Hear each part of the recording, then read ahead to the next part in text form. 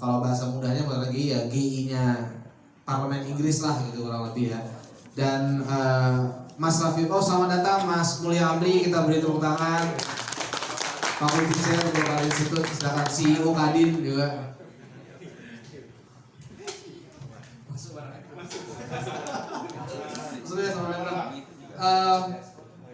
Mas Raffio ini aktivis jalanan juga dulu di zaman mahasiswa, hingga akhirnya beliau sekarang banyak mendampingi partai-partai, politisi, parlemen itu untuk mengawal kebijakan perubahan iklim, lingkungan, demokratisasi, democratic governance. Beliau juga aktif di Open Government Initiatives di Indonesia. Dan forum kali ini nanti ada Mbak Triana Trisandini, pasti semua sudah tahu, staf khusus UMKM, Menteri UMKM bidang ekonomi hijau. Beliau juga akan hadir, mungkin agak late kata beliau segitu menyusul. Nah, kali ini kita juga kehadiran para penanggap di bukber kali ini. Saya panggil satu persatu, mungkin Mbak Benazir Maharani Komarudin Putri. Ini wakil ketua umum Angkatan Muda Partai Golkar bidang pemilih muda, ya betul ya. Lalu Mas Ibnu, beliau ini alumni Golkar Institute batch 1. Lalu Mas Sangaji Ibnu Budi Kota, silakan berdiri Mas. Wakil ketua umum MKGR, ini dari Hasta Karya ya, ada MKGR, ada Soksi, ada Kosgoro. Selanjutnya Mas Rowan Gilbert, ini salah satu AI aktivis juga. Dia wakil ketua umum Fokus Maker Soksi, itu anak mudanya dan mahasiswa Soksi. Dan terakhir Mas Muyasar Nugroho, ini salah satu, Mas Raffio ini tenaga ahli fraksi Partai Golkar nih. Nanti bisa komunikasi juga, ini sering ke parlemen nih Mas Raffio, nanti bawa-bawa ke Caksar sering-sering. Ini juga alumni GI batch 4. Mas tadi Bang Ibnu batch 2. Jadi alumni Golkar Institute alhamdulillah banyak sudah menempatkan di posisi-posisi strategis di partai, baik itu di saya partai maupun OKP Hasta Karya. Nah, kita akan mulai teman-teman dengan paparan dari Mas Raffio. Mas Raffio akan langsung nge-lead discussion interaktif kepada kita semua dan juga para penanggap. Oh ya teman-teman, ini buat para alumni yang hadir. Saya juga mengenalkan OKP Hasta Karya ini juga teman-teman, ternyata saya baru tahu banyak sekali yang pengen ikut ya. Mau ikut Soksi, mau ikut MKGR, mau ikut Kosgoro atau mau ikut semuanya, atau ikut AMPG. Nah nanti silakan reach out masing-masing dari para penanggap ini. Siapa tahu mau berdinamika di Partai Golkar. Baik, tanpa berlama-lama lagi, saya persilakan waktu dan tempat untuk Mas Raffio. The floor is yours. Kita beri tepuk tangan.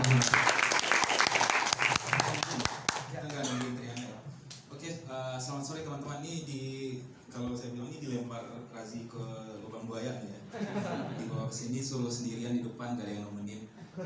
Ya teman-teman, terima kasih banyak. Nama saya Raffio, saya Content Director di Indonesia untuk Westminster Foundation for Democracy (WFD). Kalau tadi Razi bilang badan layanan publik, kurangin layanannya aja karena kami tidak melakukan layanan publik atau public service, lebih ke badan publik. Jadi untuk clarity aja, jadi WFD itu adalah sebuah lembaga yang didanai dan dibentuk oleh pemerintah Inggris, tapi kami independen dan bekerja di lebih dari 57 negara, termasuk di Indonesia. Di Indonesia sendiri, fokus kami selama ini adalah di proses demokrasi dan legislasi. Namun dalam beberapa tahun terakhir, karena juga demand terhadap isu-isu legislasi dan politik, agak jadi ada fokus ke urusan-urusan lingkungan. Tapi memang kami spesifik ngurusin di demokrasi lingkungannya. Jadi tidak ke lingkungan hidup per se, jadi kami nggak ngurusin konservasi atau misalnya ngurusin banjir, tapi kami ngurusin ke proses bagaimana demokrasi itu merespons tantangan-tantangan yang kita hadapi di ruang lingkungan hidup. Sebenarnya saya bawa ada dokumen sih, kalau misalnya teman-teman ada yang tertarik. Saya tadi bingung sebenarnya mau bagiin, tapi kalau misalnya boleh Razi, kalau ada yang mau boleh diambil. Ada laporan juga tentang peran DPR RI dalam memperkuat aksi iklim di Indonesia. Mulai dari mana ya? Saya nggak nyiapin PPT juga, tapi pengen cerita aja. Jadi mungkin saya pengen sense check dulu di ruangan. Teman-teman boleh nggak saya tahu by raise of hand berapa orang di sini yang merasa cukup familiar atau ngikutin secara reguler isu-isu perubahan iklim atau lingkungan hidup di Indonesia? Atau secara umum deh? Ada yang ngerasa rajin ngikutin gitu? Oke. penangga ntar deh ya. Boleh nggak saya minta mas yang batik kuning secara umum maksudnya yang diikutin dari ini kita tapi di konteks demokrasi, politik, legislasi gitu ya. Apa yang diikuti dan apa yang mas familiar? Iya. Nah, ada Pak.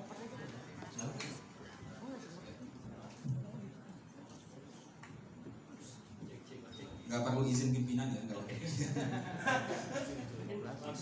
Gimana Pak? Karena cukup bisa berinteraksi. Oke, baik, terima kasih atas waktunya. Perkenalkan, saya Akbar. Saya peserta umum di sini. Kebetulan saya terafiliasi dengan Kemenko Perekonomian. Saya tenaga ahli profesional di ekonomi. Baik, sebetulnya saya juga ada pekerjaan terkait dengan ekonomi hijau. Yang mana di sana kita coba menggali potensi land-based ekonomi hijau di koridor lingkungan di Sumatera.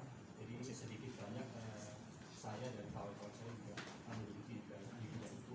Terkait dengan demokratisasi juga kami juga pernah mengikuti suatu inisiasi dari DPR pada waktu itu kalau tidak salah melalui fraksi PAN waktu itu mengusulkan adanya UU terkait dengan respon terhadap perubahan iklim itu sendiri. Dan di situ memang kita menghadiri acara diskusi publik ya, yang mana di situ banyak sekali proses-proses aspirasi dari masyarakat tersampaikan, termasuk dari sektor akademis, kemudian sektor profesional juga menyampaikan beberapa masukan terkait dengan rancangan undang-undang, usulan rancangan undang-undang terkait dengan respon terhadap perubahan iklim. Oke, terima kasih seperti itu. Ya, terima kasih sudah selesai ya. Enggak tadi Mas Akbar, sorry saya lupa ngasih mikrofonnya malah saya pegang di sini. Mas Akbar ternyata tenaga ahli ya di Kementerian Perekonomian dan lucunya sebenarnya diskusi yang Mas Akbar hari itu WFD yang ngadain. Oke. Yang sama Praksipan kan di Luansa bukan? Iya. Sebelahnya, boleh Mas, sorry. Oke, assalamualaikum warahmatullahi wabarakatuh. Sebelum perkenalkan saya Pradika Riyadi. Saya dari GI 17 yang baru diangkat kemarin. Basic saya tambang. Saya S2 Ilmu Lingkungan di Universitas Indonesia. Sejauh ini karena pekerjaan saya mostly konsultan pertambangan ya. Jadi beberapa isu yang saya ikutin salah satunya adalah perubahan Undang-Undang 4 perubahan keempat Undang-Undang nomor 4 tahun 2009 yang kemarin UU nomor 3 tahun 2020. Sebenarnya di dalam undang-undang itu sudah kalau yang kita lihat memang di satu sisi DPR membuka ruang sebesar-besarnya untuk izin pertambangan dibuka kembali seperti itu karena ada di situ nomenklatur tambahan seperti organisasi massa, masyarakat, ormas, terus ada UMKM di sana juga bisa buat tambang skala prioritas, terus beberapa lagi kayak kalau kita punya investasi di bidang hilirisasi itu juga terbuka untuk badan usaha memiliki usaha pertambangan. Big picture-nya sebenarnya memang pemerintah ingin investasi masuk sebesar-besarnya seperti itu ke Indonesia lah seperti itu. Tapi di satu sisi memang isu lingkungan ya sangat erat kaitannya di sana karena semakin besar semakin banyak izin pertambangan yang dikeluarkan, otomatis ya lingkungan akan terganggu seperti itu. Tapi sebenarnya di pasal berapa saya lupa. Di situ sebenarnya DPR juga sudah memperkuat ya dengan beberapa pasal. Salah satunya memang di salah satu pasal itu ada pembentukan Gakum seperti itu, badan penegakan hukum sendiri di bidang pertambangan di SDM yang awalnya memang tidak ada. Terus beberapa poin seperti perusahaan wajib melakukan ESG dan semacamnya itu menurut saya poin yang penting sih ketika kita bahas tambang dan juga isu lingkungan di dalamnya. Mungkin seperti itu Mas Raffio dari saya Mas. Thank you. Jadi siapa saya? Oki. Tambang nih maksudnya Mas. Nggak, jadi tujuan saya nanya adalah pengen sense dulu. Tapi tadi sambil Mas Oki ngomong, saya jadi ingat saya pernah ada sesi kayak gini. Mau saya tampilin tapi saya lupa bawa konektor. Tapi secara umum Type C kan? Type C ya. Type C. Oh coba, kalau bisa coba boleh. Langsung ke slide 2 aja tapi. Tapi secara umum, betul tadi Mas Akbar terutama terima kasih banyak membantu. Ada hal-hal yang muncul dari Mas Akbar tadi, dia bilang ekonomi hijau, ngomongin land based apa tadi? Green economy dan lain-lain. Ada banyak sekali istilah-istilah dalam dunia demokrasi lingkungan yang seringkali bikin orang ngerasa bahwa ini tuh apa sih sebenarnya gitu ya. Apalagi kalau misalnya orang nanya ke kalau teman-teman ditanya sama orang, perubahan iklim itu apa sih sebenarnya dilakukan sama pemerintah? Nanti dijawab kalau sama aktivis nih ya. Dijawab orang kayak saya akan jawab ke teman-teman, kalau perubahan iklim itu kita melakukan mitigasi dan adaptasi melalui apa? Melalui NDC. NDC itu ngapain? Kita ngurangin emisi gas rumah kaca. Bagaimana menguranginya? Ada 2 skenario business as usual atau skenario conditional dan lain-lain panjang sampai ke bawah. Terdengarnya kan kayak mumet ya, karena ini hal yang rumit dan sangat banyak hubungan lintas sektor. Tapi coba dikodifikasi supaya dia sederhana. Sambil ngomong lupa bilang tadi bahwa laporan ini dibuat 2023. Jadi teman-teman akan lihat komisi DPR ini masih ada 11 ya. Akan kita lakukan updating tahun ini. Jadi secara umum, boleh nggak saya raise of hand lagi? Ada nggak yang berpikir bahwa perubahan iklim itu masalah perubahan cuaca? Ini nggak lagi benar salah nih, pengen ngecek aja nih baseline kita di mana sebelum saya lanjut. Oke, buat nggak ada ya. Terus ada nggak yang kemudian merasa bahwa dirinya tidak pernah terdampak oleh perubahan iklim sampai hari ini? Nggak ada. Atau nggak ada atau nggak yakin? Boleh nggak? Nggak yakin? Yang yakin bahwa dirinya sudah pernah mengalami dampak perubahan iklim? Oke, the math doesn't compute ya. Tadi soalnya yang angkat tangan di awal nggak ada, tapi belakang banyak. Oke, ini boleh dilanjut aja. Ini. Iya, yang pertama tadi kita, yang sebelumnya tadi, apa tadi? Yang perubahan iklim sama dengan perubahan cuaca. Yang slide sebelumnya. Saya ada clicker ya.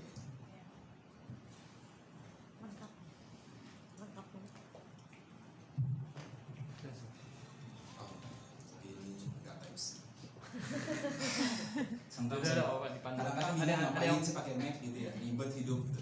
Enggak, tapi ya secara umum yang pertama biasa misconception adalah perubahan iklim sama dengan kadang panas, kadang hujan gitu. Jadi orang mikir bahwa kalau hari ini panas, besok tiba-tiba hujan atau musim kemarau itu perubahan iklim. Salah? Salah nggak? Ya enggak, cuma memang sudah terjadi karena biasanya orang akan bilang yang kedua, slide berikutnya akan bilang slide-nya gimana? Next saja ya, ada orang ya, enggak kelihatan sorry. Jadi slide berikutnya ada emisi karbon cuma propaganda. Pernah nggak teman-teman dengar kayak gitu? Orang bilang bahwa ini tuh cuma cara negara-negara barat untuk membuat Indonesia supaya supaya Indonesia tuh nggak bisa maju gitu. Karena kita punya banyak tambang batu bara, orang di sana nggak punya, jadi dia suruh kita berhenti. Gitu. Dua hal ini berketerkaitan karena yang pertama adalah banyak orang masih nggak paham perubahan iklim itu apa dan bagaimana perubahan iklim berdampak ke hidup masing-masing. Jadi misalnya kita pergi ke petani di Jawa Timur. Ini beberapa kasus yang kami sudah pernah engage langsung ya. Kita ke petani di Jawa Timur. Ditanya ke mereka, kalau ditanya survei nih, Bapak apakah tahu perubahan iklim? Jawabannya enggak. Ditanya apakah Bapak terdampak oleh perubahan iklim? Jawabannya enggak. Tapi kalau kita tanya Bapak sebelum misalnya 20 tahun yang lalu bertani, panen berapa kali setahun? Dia jawab 4 kali, 5 kali gitu. Sekarang ya sekali aja udah untung mas gitu. Ada dampak perubahan iklim di situ, tapi kita tidak bicara perubahan iklim sampai ke level-level sektoral ekonomi kita di sehari-hari gitu.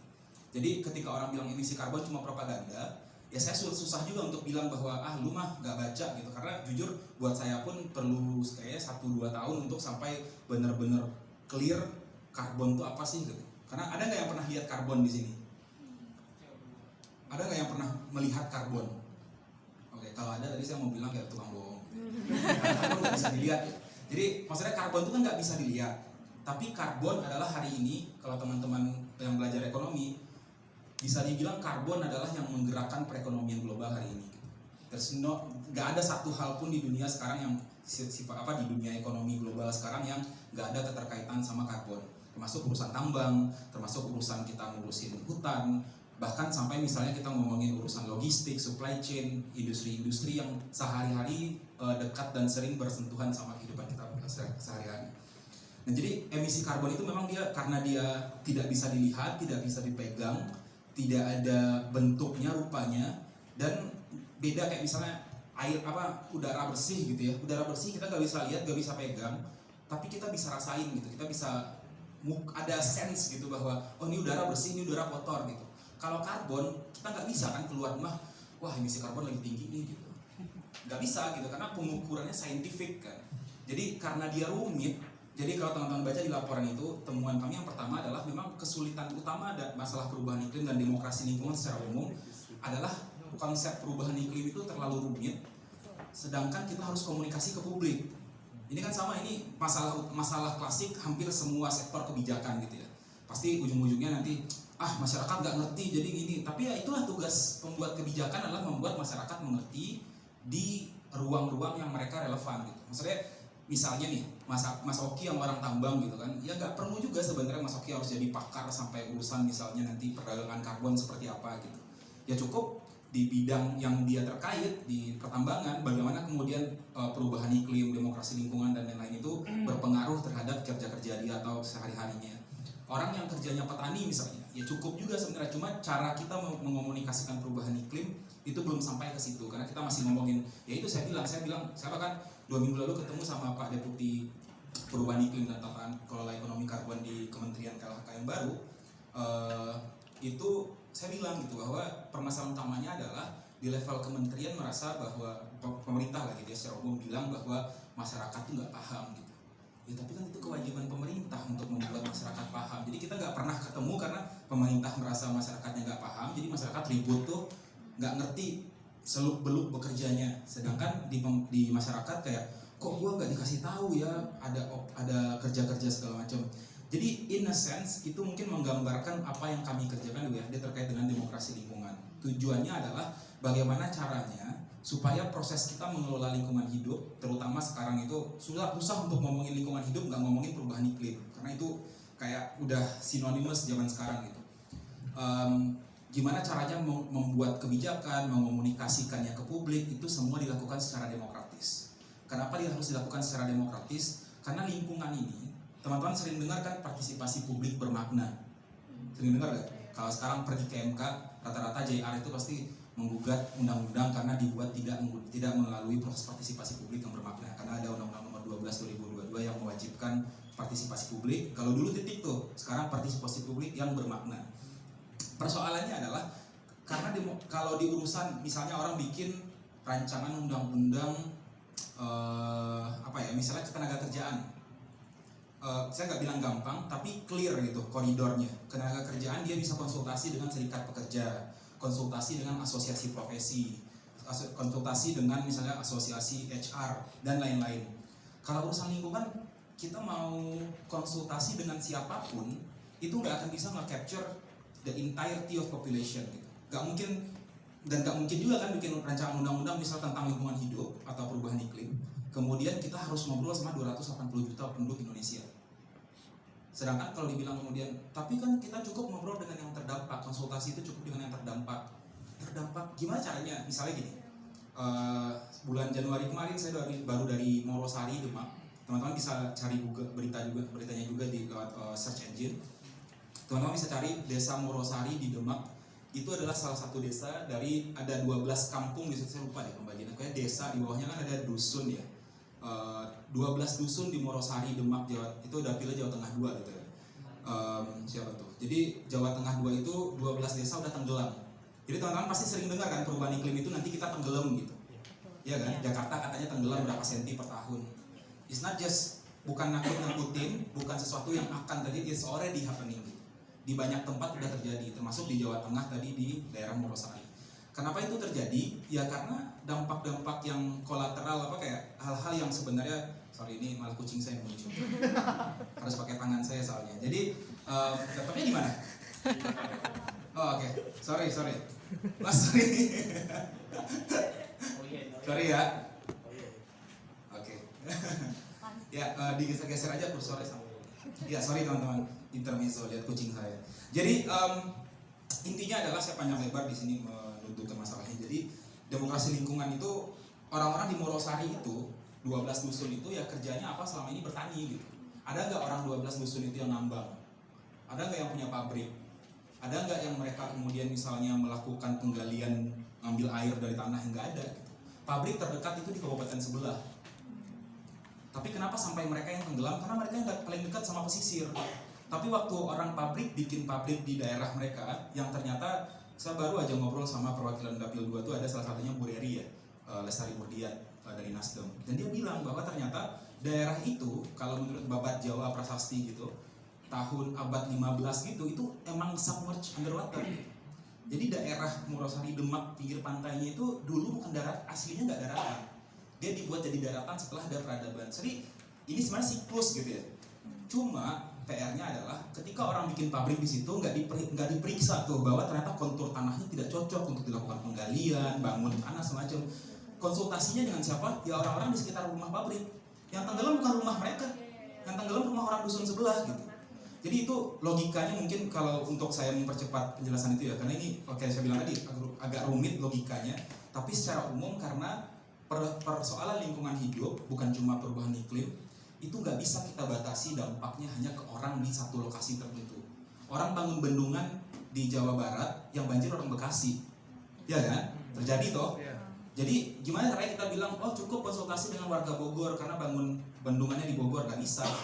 Generally itu mungkin mendudukkan persoalan kenapa demokrasi lingkungan itu kayak satu sub tema demokrasi sendiri. Boleh lanjut ke slide berikutnya. Saya sebenarnya lupa itu, saya judul slide ini sering saya pakai adalah 18 kekonyolan perubahan mitos perubahan iklim dan 18 jawabannya. Jadi kayak ada banyak. Jadi ada bumi sudah ada jutaan tahun, nggak mungkin hancur begitu saja. Ini sering banget kita dengar. Jadi orang bilang kayak sebelum ada manusia juga ada dinosaurus. Jadi ngapain sih ribut-ribut ngomongin perubahan iklim, ngomongin lingkungan hidup, nggak boleh nambang, nggak boleh ini. Dari dulu juga bumi ada. Iya buminya bakal tetap ada, gitu. Kecuali dihancurin sama Thanos gitu ya. Tapi buminya most likely akan tetap ada, kitanya yang nggak ada gitu. That's the problem kan. Yang berikutnya, kemudian, halo. Power Rangers di belakang. Perubahan iklim bukan barang baru. Betul. Saya pernah buat sama Komisi 6. Ini saya sebut-sebut aja nih ya. Tapi nggak sebut nama. Tapi saya pernah sama Komisi 6 dijawab begini, Mas, ini bapak-bapaknya umur sekitar 60-an. Dia bilang, Mas Raffi, tapi ini saya dari zaman kuliah. Jadi kalau bapaknya umur 60-an, kalau dia kuliah berarti udah 70-80 kali tahunnya.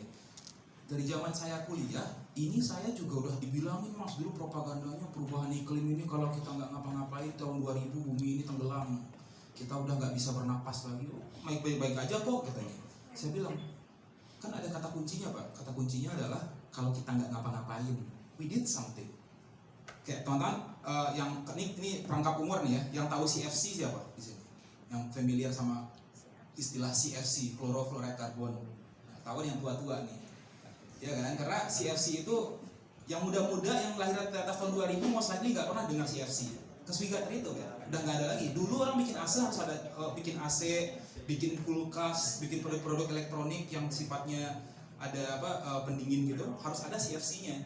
Sampai kemudian saintis, ilmuwan-ilmuwan sadar bahwa oh ternyata penggunaan CFC ini walaupun dia efisien di produk perangkat elektronik, dia melepaskan emisi karbon yang sangat dalam jumlah sangat besar. Jadi istilahnya di situ sebenarnya bukti bahwa ternyata kebijakan politik bisa memperbaiki masalah-masalah lingkungan. Tapi emang membangun itu nggak bisa domestik. Kenapa nggak bisa domestik? Karena walaupun kita melihat dunia ini sebagai ini batas negara Indonesia, gua orang Indonesia, lu orang Malaysia, lu orang Singapura. Kalau kebakaran hutan di Riau yang kena asapnya bukan cuma orang Indonesia toh, yang kena asapnya semua orang gitu. Atau kalau misalnya Amerika kemarin dia bilang dia akan lanjutin genjot lagi tambang minyaknya. Tambang minyak itu bukan barang yang buruk ya. Kita semua butuh minyak gitu. Tapi kan yang ini sebenarnya mencari alternatifnya apa supaya kita nggak bergantung solely ke situ. Kita lakukan tambang minyak. Amerika makin gejor-gejoran di situ karena dia adalah industri ekstraktif terbesar. Dia ngeluarin emisi karbon yang besar. Lagi-lagi emisi karbon ini barang abstrak yang satu-satunya jawaban saya kalau kalian mau berdebat adalah saya juga bukan pakar sainsnya, tapi jawaban saya adalah percaya aja nih ada emisi karbon gitu. Pokoknya apapun yang kita lakukan sebenarnya ada emisi karbonnya. Ngomong ada emisi karbonnya. PR-nya ngomong nggak gede emisi karbonnya. Jadi kita nggak ngomongin bahwa mengatasi perubahan iklim dengan berdiam diri gitu, nggak ada kan. Cuma intinya gitu. Jadi karena tidak bisa dilakukan pembatasan Baik, tadi kan kita ngomongin domestik. Sekarang secara internasional logikanya gini, percuma Indonesia berhenti misalnya ngambang batu bara, Indonesia ganti jadi ekonomi hijau, Indonesia berubah misalnya menghentikan penggunaan transportasi privat gitu ya.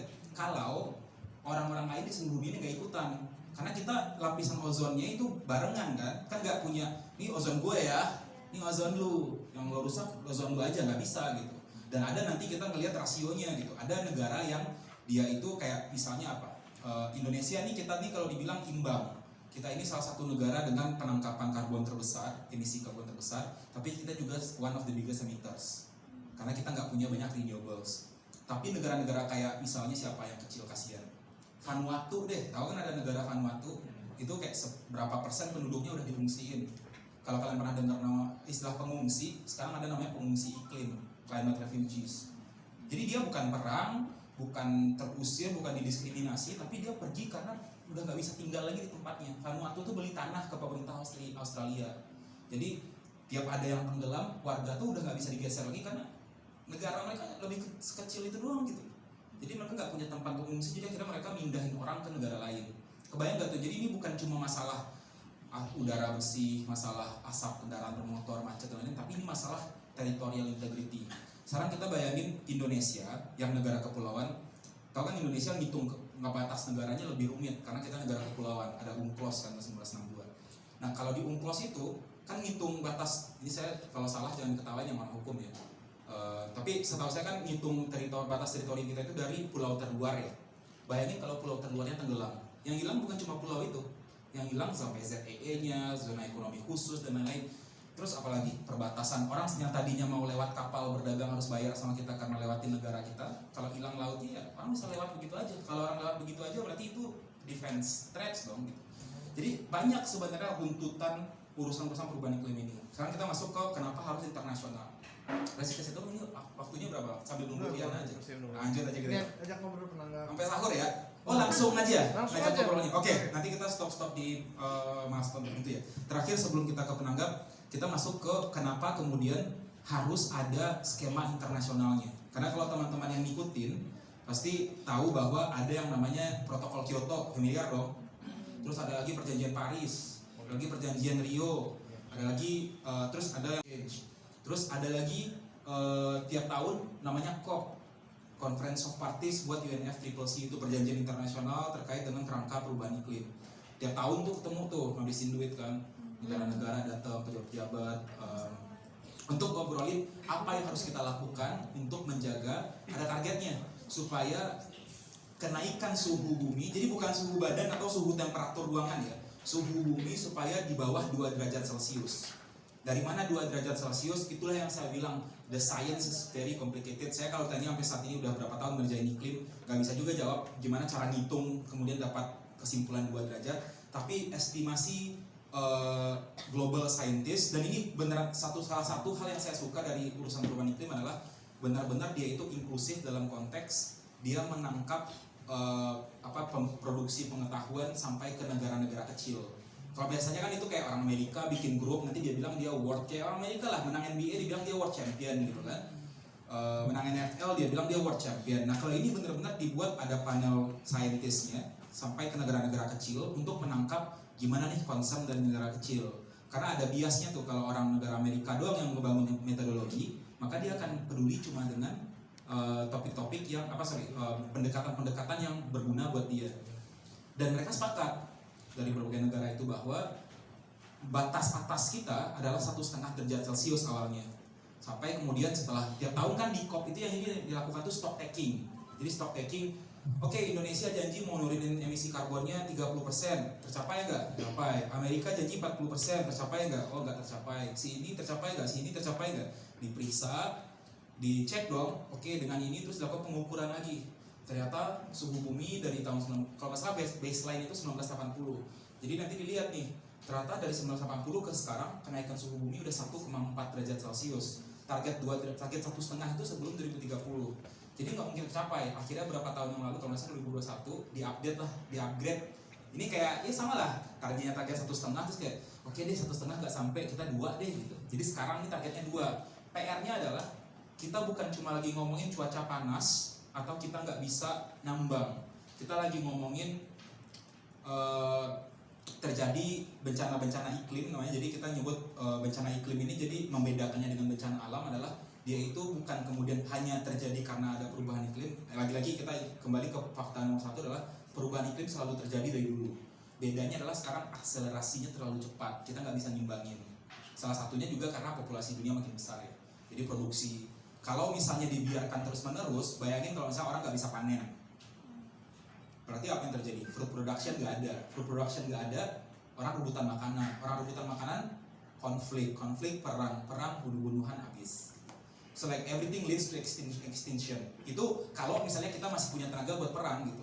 Kalau enggak ya udaranya udah habis. Terus kayak kita nonton film post apocalypse gitu kan, orang keluar rumah pakai helm atau yang bertahan hidupnya pakai makanan whiskas gitu yang masih ada di gudang gitu kan. But that's aside the point. Tapi intinya jadi Indonesia ikutlah di dalam UNFCCC itu. Kita udah ratifikasi di DPR nomor 1 tahun 2016. Nomor 1 atau 17 saya lupa. Pokoknya undang-undang ratifikasi perjanjian Paris itu tahun 2016.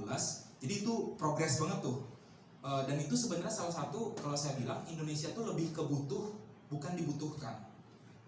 Kenapa butuh? Ya karena kita threats-nya lebih besar daripada, let's say misalnya apa ya, negara kayak Bhutan misalnya. Pernah dengar nggak negara namanya Bhutan di Asia Selatan? Bhutan itu satu-satunya negara yang istilahnya karbon positif. Karbon positif itu jadi dia nangkep lebih banyak karbon dari ngabisin karbon. Kenapa? Karena pemerintahnya nggak mau disuruh misalnya sama World Bank gitu ya. Ayo biar ekonomi kamu maju, ayo kita deforestasi ini, kita bangun pabrik. Nggak mau dia. Karena dia bahkan nggak mengukur GDP. Kalau teman-teman tahu tanya ke pemerintahnya nggak tahu GDP, pendapatan per kapita, pendapatan domestik bruto negaranya dia nggak tahu. Dia cuma mengukur namanya GHP, Gross Happiness Product. Gross Domestic Happiness, GDH. Jadi dia ngitungnya itu adalah kebahagiaan bruto domestik. Jadi dia mengukurnya bukan lagi berapa pertumbuhan ekonomi, berapa kita generate value di market, berapa yang kita keluarkan. Dia hitungnya masyarakat gue bahagia nggak. Tapi ya bahagia itu tentu tadi itu yang kata Mas Akbar, adalah kemudian nyari jalan tengahnya. Karena kan nggak mungkin semua negara bergantung sama kebahagiaan gitu ya. Jadi adalah yang mau, oke, gue mau ngerem, tapi gue juga nggak bisa dong berhenti. Yang tadi saya bilang, nggak mungkin kemudian Inggris misalnya, saya ngaku aja nih pembeli kerja saya ya, Inggris nih September tahun lalu itu udah 0% yang fossil fuel energy, energinya udah 100% renewables. Enak ngomongnya, dia revolusi industri udah dari kapan gitu ya. Dia revolusi industri udah 50 tahun, kita belum merdeka gitu. So I get that argument. Tapi PR-nya adalah ini bukan masalah siapa duluan, siapa yang untung, siapa yang rugi. PR-nya adalah do we survive gitu kan. Halo Mbak Triana, aku udah panjang-panjang biar nungguin Mbak Triana nih. Ya jadi nanti aku berhenti di situ dulu. Jadi Indonesia sekarang itu kalau teman-teman yang mengikuti isunya juga, saya mau ada di sini ramai dari tadi sini aja. Itu juga peserta, jangan lupa. Peserta juga ya. Jadi yang saya akan ini adalah sebelum kita lanjut diskusinya, saat ini Indonesia sedang menyusun yang namanya Nationally Determined Contributions kedua, NDC. Jadi teman-teman tinggal cari NDC Indonesia. Demand lah gitu dari perwakilannya di DPR, DPRD, bupatinya atau dari pemerintah, demand lah untuk dilibatkan dalam penyusunan kebijakan-kebijakan kayak gitu. Karena ini bukan cuma contoh nih. Pernah nggak ingat ada yang ngetawain media-media, kebanyakan sih sampai negur banyak Pimret gitu ya, kayak siapa aja negur Pimret, tapi kayak mengkritik lah gitu. Tapi saya mengkritik banyak media yang dulu tuh pernah mengolok-olok Mulan Jamila, tahu dong? Mulan Jamila kan anggota DPR ya dari 2019-2004 itu dia sempat duduk di Komisi 7. Komisi 7 dulu urusannya energi, lingkungan hidup, dan riset teknologi. Nah, Mulan Jamila itu pernah di sebuah rapat di DPR menyampaikan bahwa ini kayak gimana Indonesia mau ganti ke renewable. Kan waktu itu ada gerakan supaya rumah tangga geser dari kompor gas ke kompor listrik. Pendapatnya Mulan Jamila adalah gak mungkin, karena kami ini mak-mak kalau masak rendang gak mungkin di kompor yang flat, gak mungkin masak rendang pakai teflon gitu. Semua orang ketawa. Besoknya berapa hari kemudian diolok-olok tuh di media, dibilang bahwa kayak gini lah nih kalau artis jadi anggota DPR gak ngerti substansi. Jangan salah, di banyak negara maju last mile transisi energi adalah di rumah tangga. Yang nentuin urusan yang paling penting apa? Urusan perut kan. Jadi orang kalau nggak bisa masak di rumah dengan renewable energy, orang nggak. Bayangin misalnya kalau listrik, kalau renewable kan berarti dia nggak ada terus ya. Ini kalau kita lanjut lagi energi transition ya. Jadi kayak kalau masalah energy grid itu yang lebih paham banyak pasti saya takut sama. Tapi dia ada, kalau nggak salah tuh ada pokoknya sumber yang harus ada terus untuk menjaga. Karena kan ada hal-hal yang nggak bisa berhenti ya, nggak boleh mati. Misalnya nih, cold storage gitu, makanan mati setengah jam aja rusak semua kan. Jadi dia harus sumbernya ada terus tuh, biasanya itu yang ada terus apa, batu bara. Nah, yang dilakukan banyak negara itu yang kalau teman-teman sering dengar namanya bauran energy mix. Jadi gimana caranya mendiversifikasi, jadi kita nggak bergantung ke satu komoditas. Nah, hal-hal kayak gini tuh rumit, tapi dalam dokumen NDC itu sudah disederhanakan untuk mengukur target emisi, pengurangan emisi di sektor energi segini, di sektor perhubungan segini, di sektor kehutanan segini, dan itu diukur gitu.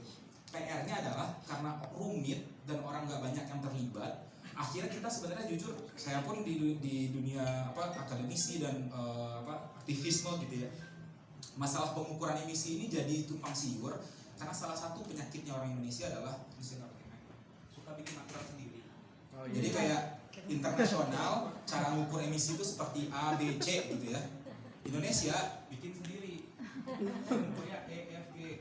Nanti dia laporin bahwa kami udah nurunin emisi sekian gigaton, sekian ton CO2 gitu. Tapi kemudian kalau diverifikasi secara internasional sulit karena pakai caranya sendiri gitu. Sama juga kalau teman-teman ikutin misalnya masalah perdagangan karbon, pernah nggak dengar perdagangan karbon Indonesia katanya potensinya, yang ikutin debat Pilpres pasti pernah dengar, katanya Indonesia punya potensi 8.000 triliun untuk dapat pendapatan negara dari perdagangan karbon. Catch-nya adalah 8.000 triliun itu kalau dihitung semua hutan didagangin jadi lahan karbon gitu. Hutan, lahan gambut, sama lahan sawit. Masalahnya kan nggak semuanya bisa kita konversi jadi perdagangan karbon. Jadi itu ilusi tuh. Cuma ilusi itu kemudian, tebak tahun lalu berapa kita dagang karbon di Indonesia? Di atas 10 triliun. Sampai tahun lalu kita baru dagang karbon 58 miliar.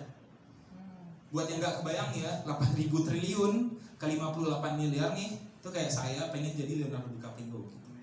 Nggak sampai, maksudnya nggak mungkin gitu. Kenapa gitu? Karena kita lagi-lagi sama kayak ngukur emisi tadi, kita dagang karbon, kita punya namanya SRN, Sistem Registri Nasional.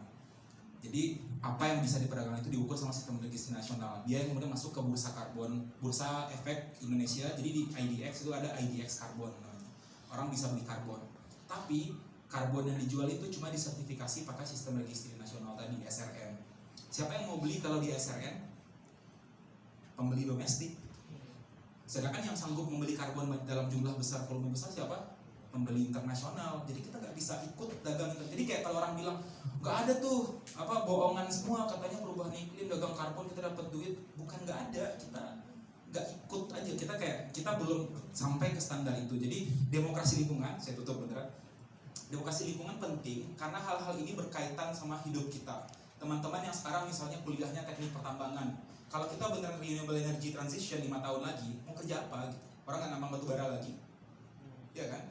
Atau misalnya kita mau bilang, kita mau bangun PLTN 50 PLTN by 2030 kata RUN, Rencana Umum Energi Nasional. Sedangkan kita punya lulusan teknik nuklir cuma sekitar 30-40 orang per tahun dari ITB sama UGM gitu. Jadi kayak kita kuliah sekarang, masalahnya muncul 5 tahun lagi. Pas kita lulus, kerjaan kita udah hilang gitu. Jadi ini bukan cuma masalah dagang karbon, masalah bikin kebijakan, perdagangan lain. Ini masalah benar-benar personal sebenarnya. Makanya saya juga senang pas diajak Razi, ini ada teman-teman muda Golkar, alumni Golkar Institute dan juga dari umum. Karena memang masalahnya sekarang adalah yang bikin kebijakan kebanyakan adalah generasinya Mas Mulya. Yang nggak dilibatkan adalah kebanyakan dari kita. 20 tahun lagi pas masalah karbon ini semua implode, kacau balau, yang nanggung kita yang sekarang masih muda di dunia gitu. Karena it's time for us. Jadi itulah yang kemudian di akhir ada sekarang gerakan namanya keadilan iklim. Bahwa jangan sampai yang bikin kebijakan orang-orang tua, yang nanggung akibatnya nanti yang muda-muda sekarang gitu. Saya tutup di situ dulu, habis itu kita lanjutin di diskusi. Maaf ya saya panjang. Kita beri tepuk tangan. Sebelum ke Mbak Yana, mungkin saya pengen salah satu penanggap, ada yang menanggapi dari Bu Bena, silakan Bu Bena. Maju ke depan, Bu. Kenapa? Gitu. Kenapa nggak di sini aja? Biar menyala. Sini aja ya. Sini ya. Assalamualaikum warahmatullahi wabarakatuh. Terima kasih sekali lagi untuk Golkar Institute. Ada Mas Muli di sini, terus ada Kak Razi, Mas Adit, Mbak Dinda dan teman-teman semua. Saya Benazir dari PPAMPG, Wakil Ketua Umum untuk Perempuan dan Pemilih Pemula.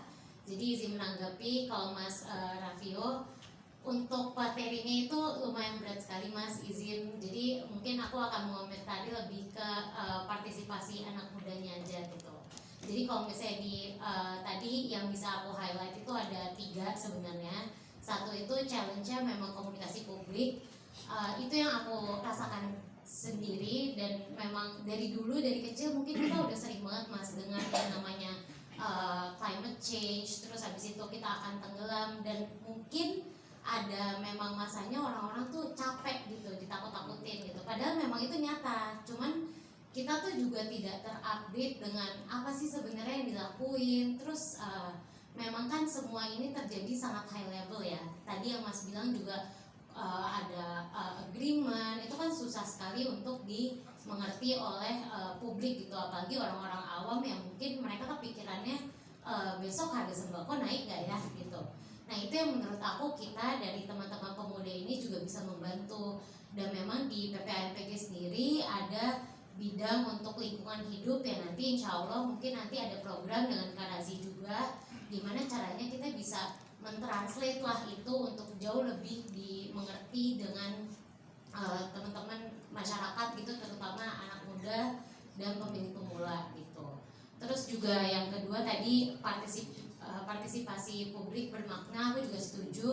Mungkin memang kita nggak bisa nge-capture semua masyarakat, tapi memang disinilah menurut aku perannya partai politik gitu. Partai politik kan memang mereka tuh punya masanya itu kan ada di seluruh Indonesia, dan di situ menurut aku kita bisa kerjasama dengan adanya masa yang di seluruh Indonesia, mereka bisa memberikan input gitu. Inputnya gimana sih sebenarnya cara yang terbaik untuk misalnya ada undang-undang mengenai nanti karbon dan lain-lain, walaupun mungkin mereka nggak mengerti, tapi itulah challenge-nya, gimana caranya masyarakat bisa jauh lebih participate in the discussion. Terus yang selain itu juga menurut aku, selain dari kacamata pemuda juga, aku juga kan berasal dari profesional, dan di situ juga aku melihat bahwa kadang mungkin Indonesianya yang belum siap gitu Mas. Jadi kan aku bekerja di venture capital. Venture capital ini kan mendanai startup yang memang memiliki inovasi untuk berusaha memberikan solusi terhadap permasalahan lah gitu. Ada satu startup yang memang membuat carbon accounting. Jadi memang dia mengkonvert sebuah perhitungan pengeluaran sebuah toko untuk menjadi carbon accounting itu. Terus nanti jadi toko ini tuh tahu kira-kira mereka carbon emissionnya berapa gitu. Nah itu mereka mencoba berjualan di Indonesia juga, orang Indonesia pengusaha-pengusahanya belum pada peduli, dan memang enforcementnya belum ada, jadi susah juga gitu. Jadi udah ada teknologinya, udah ada AI-nya, dan itu juga orang Indonesia juga yang bikin, tapi marketnya nggak ready, terus juga enforcementnya nggak ada. Jadi menurut aku juga ini kayaknya kita harus saling bahu-membahu dari stakeholders yang membuat teknologi, terus juga dari marketnya, dari regulatornya. Dan menurut aku di sini salah satu awal mula yang baik lah gitu. Di sini kan kita mewakili berbagai macam interest, Mas dari WFD, terus juga kita dari Golkar, terus ada yang dari tambang, ada yang dari kementerian gitu. Jadi terima kasih. Itu menarik tuh Mas. Ya memang kadang-kadang isu lingkungan ini terlalu berat dan terlalu muluk, padahal masyarakat belum aware dan tahu ya gitu lah. Nanti kita lebih lanjut. Ini Golkar Institute aja masih pakai aqua plastik ini sebenarnya. Oke, kita panggil bicara kedua, Mbak Yana Triana Krisandini. Ini juga environmental activist. Dia alumni YPL batch 1 juga. Dan sekarang menjabat sebagai staf khusus Menteri Mas Maman, Menteri UMKM bidang ekonomi hijau. Tanpa berlama-lama lagi, saya panggil Mbak Yana. Tempat duduknya buat Mbak Yana ya. Silakan. Terima kasih Mas Razi. Selamat sore semuanya. Masih tetap semangat atau setelah mendengar panggilannya Mas Raffio, malah jadi madesu gitu kayaknya. Atau karena puasa jadi lemas. Oh makanya duluan ya. Moga-moga aku bisa bikin senang ya. Ini temanya. Jadi terima kasih semua atas waktunya, Pak Muli. Terima kasih Golkar Institute, Mas Razi, Mbak Dinda, Mas Adit yang sudah mengundang saya sebagai proud alumni of Golkar Institute hadir pada hari ini. Saya mohon maaf agak terlambat karena tadi masih ada acara UMKM, jadi agak telat. Hari ini topiknya sebenarnya kayaknya agak berat juga ya, tapi saya mau mencoba agak lebih ringan. Sedikit background, saya saat ini membantu Bank Menteri di UMKM bidang ekonomi hijau. Namun secara profesional sebenarnya saya selalu kerja di corporate sustainability, di perusahaan energi yang sekarang sedang bertransisi, dan juga sebelumnya di perusahaan kehutanan. Jadi saya tuh sering turun ke hutan gitu dan berbicara dari segi korporasi. Untuk sedikit menanggapi nih Mbak Bena, sekarang kan bilang orang tuh kalau ngomong lingkungan, sustainability itu kayaknya kayak elit banget gitu, kayak susah banget. Apalagi kalau udah sustainability corporate apa tuh gitu. Aku selalu bilang ini isu simple. Sebenarnya sustainability atau keberlanjutan kan cuma mau memastikan yang ada sekarang tuh masih bisa cukup buat yang selanjutnya, buat anak cucu kita. Jadi gimana kita manage itu dengan baik. Karena semakin gak di manage dengan baik, pasti ya dampaknya akan semakin buruk. Apa itu yang kira-kira semakin lama semakin sedikit resourcesnya? Ya tentu lingkungan, sumber daya alam kita kalau nggak diatur dengan baik. Dari segi perusahaan, simple. Bahasa ininya, ya lu jadi perusahaan jangan kelewatan banget lah gitu. Itu sebenarnya intinya sustainability itu. Bahasa Inggrisnya mungkin ini politically correct. Just don't be an asshole. Ya, intinya apa? Lu coba menjalankan suatu usaha, pikirin deh dampak terhadap manusianya gimana, dampak terhadap lingkungannya gimana, dampak terhadap tata kelola di dalamnya gimana. Ini penting dan ternyata nih aspeknya tuh mencakup banyak hal, dan utamanya lingkungan menjadi titik tengah karena ini sering diulang berkali-kali tapi I think it's true. Mau bisnis apa, mau politik apa, mau kegiatan apa, ya kalau alamnya rusak semuanya berhenti gitu. Dan walaupun dampaknya nggak langsung di depan mata ya, tapi ya kalau ini semua nggak bisa berjalan, apa artinya nih kita lakukan ini semua.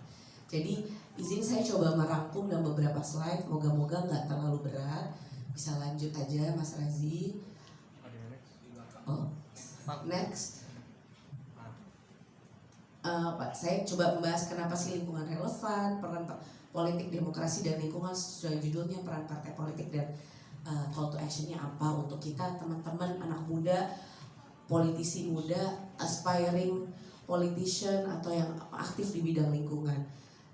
First slide mungkin next. Saya rasa ini udah nggak usah terlalu ini ya. Dengan kita membuat acara ini aja, kenapa sih isu lingkungan itu relevan dalam politik demokrasi saat ini? Ini udah membuktikan saat ini tuh penting karena bahkan partai sebesar kayak Golkar Institute aja itu sudah mulai mengangkat isu-isu ini. Simple, sebenarnya kenapa kalau ngomong isu lingkungan itu kan kayaknya targetnya lebih ke anak muda ya. Iya benar, karena yang paling terkena dampaknya nanti kita ya Mas Raffi. Mungkin 10-20 tahun lagi yang paling ngerasa tuh kita. Sekarang udah sedikit-sedikit nih ngerasa banjir, extreme weather, panas, dingin dan lain sebagainya. Jadi semakin kesini kayaknya isu lingkungan ini akan menjadi semakin hangat. Kenapa? Karena itu menyangkut hajat hidup orang banyak. Itulah esensi politik, ya kan? Hal-hal yang menyangkut hajat hidup orang banyak. Lingkungan itu basis dari segala basis kehidupan kita karena kita hidup dari situ. Jadi perubahan iklim dan dampaknya nyata. Ini nggak usah dikasih tahu lagi. Dan sebenarnya ini bukan buat nakut-nakutin ya. It's just science.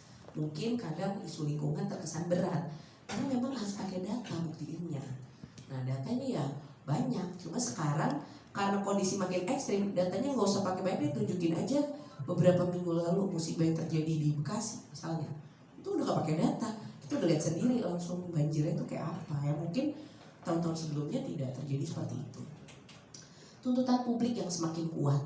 Jadi memang isu lingkungan ini bukan hanya gimmick semata atau kalau anak muda kayak mau terkesan keren, tapi ketika alamnya sudah terancam, hajat hidup orang banyak tuh banyak terpengaruh, makanya tuntutan publik semakin kuat dari yang levelnya paling bawah sampai yang paling tinggi. Dan keseimbangan antara pembangunan ekonomi dan keberlanjutan. Nah, ini menjadi penting mungkin untuk teman-teman yang ada di Golkar Institute pasti sedikit banyak punya ketertarikan masuk ke public sector ya, atau setidaknya ya pengen belajar lah bahwa kedepannya kita sebagai future leaders harus bisa memahami bagaimana sih nanti kita membangun katakanlah Indonesia, membuat kebijakan yang bisa mulai seimbang nih, nggak cuma liatin ekonominya aja, tapi keberlanjutannya gimana, bisa memastikan yang kita kelola ini nggak rusak sekarang, nanti anak cucunya nggak bisa nikmatin, karena itu penting. Lalu regulasi global dan komitmen Indonesia. Tadi Mas Revio sedikit menyinggung tentang adanya standarisasi global. Jadi emang rule of the game-nya harus kita setujuin dulu. Kan buminya satu, negaranya kan semua di dalamnya punya kepentingan sama, ngejaga alamnya sehat. Jadi biasanya ada perjanjian-perjanjian yang menyatukan, kita agree ya, negara-negara mau ngapain. Nah, Indonesia tuh juga salah satu negara yang ikut serta berkomitmen untuk oke deh, saya mau kurangin emisi saya di 2060 kita net zero. Gimana caranya? Baru tuh presiden ya bagi-bagi kementerian ini, ngelakuin ini, pengurangannya sekian. Negara lain juga gitu. Jadi lingkungan ini juga menjadi penting karena kolaborasinya antar negara semakin nyata. Karena nggak bisa juga cuma Indonesia yang komit kan, gimana dengan negara lain. Dan ini juga isu sensitif seperti Indonesia selalu dikritik tentang sawit. Lah, sawit itu produk turunannya banyak sampai sampo, pasta gigi. Kalau semua orang nggak mau sawit, nggak semudah itu juga kita hidup tanpa sawit. Nah, Indonesia punya peranan penting kan untuk jadi bilang loh, bukan sawit yang bermasalah, pengelolaannya, pengelolaan hutan yang lebih lestari yang mungkin harus kita atur. Terakhir ada peluang ekonomi dari transisi hijau. Jadi di setiap challenge tentu ada kesempatan. Disinilah saya melihat Indonesia khususnya punya peluang ekonomi yang sangat besar dengan adanya isu perubahan lingkungan atau ya climate crisis yang sedang terjadi ini, transisi hijau. Mas Rafio banyak ngomong tentang karbon. Yes, it's true, potensi kita banyak, mungkin nggak 8.000 triliun. Tapi ya hutan yang kira-kira masih ada di dunia, ya paling kalau nggak Indonesia, Brazil atau mungkin Ghana atau Kenya gitu di Afrika. Dan ternyata ada model-model bisnis yang bisa kita juga menyelamatkan lingkungan tapi make money. Jadi mungkin ini adalah beberapa alasan kenapa sih isu lingkungan itu relevan dalam politik demokrasi saat ini. Garis besarnya karena ini menyangkut hajat hidup orang banyak. Oke, next. Nah, kita ngomong tentang politik demokrasi dan lingkungan. Kenapa topiknya cukup, judulnya cukup kayak aku juga mikir, maksudnya gimana ya politik demokrasi dan lingkungan. Tapi mungkin saya izin untuk mencoba menafsirkan sendiri. Dalam pemikiran saya merasa karena kita negara yang demokrasi, maka kita jadikan demokrasi sebagai alat untuk kebijakan lingkungan yang inklusif, berkelanjutan, yang artinya membuka partisipasi publik, ada akuntabilitas dan ada transparansi. Karena kembali lagi lingkungan itu nggak bisa direkayasa, itu tuh harus ada datanya. Inilah yang membuat kadang kalau lagi ngomong kebijakan lingkungan agak jelimet. Ini ngehubungin sama politik agak berat karena banyak sainsnya ya Mas ya. Kayak isu karbon nih, perdagangan karbon banyak masih bentrok-bentrok sana sini, masih berdebat metodologi, pakai metodologi Indonesia apa metodologi asing. Kenapa ini penting? Karena ini heavy di science. Nah, politik demokrasi menjadi penting karena semakin adanya transparansi, keterbukaan, keterlibatan secara publik, maka kita berharap kebijakan yang terkait lingkungan juga bisa semakin inklusif gitu. Jadi mencakup semua. Kedua, tantangan dalam politik lingkungan ya ada tarik ulur kepentingan ekonomi dengan kepentingan lingkungan, jangka pendek dengan jangka panjang. Apakah kita mau 8% growth yang dicanangkan Pak Prabowo, apakah semua dari industri ekstraktif? Bagaimana dengan industri lain? Ini kan pasti tantangan politik juga yang harus menjadi tugas bagi para politisi yang duduk sekarang maupun yang apalagi ya jadi politisi membutuhkan kualitas sumber daya manusia yang semakin mumpuni, bisa menggunakan teknologi, gimana mengurangi emisi, membuat operation yang lebih efisien dan efektif secara lingkungan. Jadi ini menjadi tantangan yang sangat berat bagi leaders kita sekarang ataupun future leaders. Bagaimana nih kita menyeimbangi pembangunan ekonomi jangka pendek dengan jangka panjang dan dampaknya terhadap lingkungan bagaimana. Lalu pembangunan berkelanjutan menjadi jalan tengah. Saya rasa kita bisa melihat sisi positif bahwa Indonesia memiliki banyak kesempatan untuk berkembang dengan cara yang lebih sustainable. Seperti transisi energi. Kita juga blessed ya, bersyukur karena diberikan oleh Tuhan itu Indonesia tuh alamnya luar biasa kaya. Kita bisa mulai explore sumber energi dari yang terbarukan. Jadi nggak melulu dari batu bara, tapi lihat di daerah timur anginnya tuh banyak. Nah, bisa bikin pembangkit listrik tenaga angin. Di daerah yang perairannya kuat bisa bikin pembangkit listrik tenaga air. Bahkan yang sekarang lagi paling hits, pembangkit listrik tenaga sampah. Karena isu sampah sekarang sudah sangat darurat. Bahkan katanya peraturan kepala daerah ini yang kalau masih tetap open dumping bisa sampai masuk penjara. Ini kayak saking menterinya udah pusing diapain lagi nih sampah, udah kita kasih aja hukuman pidana. Tapi ini membuktikan real bahwa ada threat secara lingkungan yang sudah mempengaruhi hajat hidup orang banyak dan ada kesempatan-kesempatan yang tetap bisa diambil untuk meningkatkan ekonomi. Nah, pembangunan berkelanjutan ini bisa jadi jalan tengah. Renewable, ada waste management, ada transisi kendaraan menjadi kendaraan lebih ramah lingkungan, misalnya kendaraan listrik dan lain-lain. Peran regulasi dan kebijakan dalam mendorong transisi energi juga sangat penting. Tentu ini justru perannya partai politik ada di sini ya. Kita punya wakil-wakil di DPR ya, yang membuat kebijakan-kebijakan, ada menteri-menteri yang membuat kebijakan.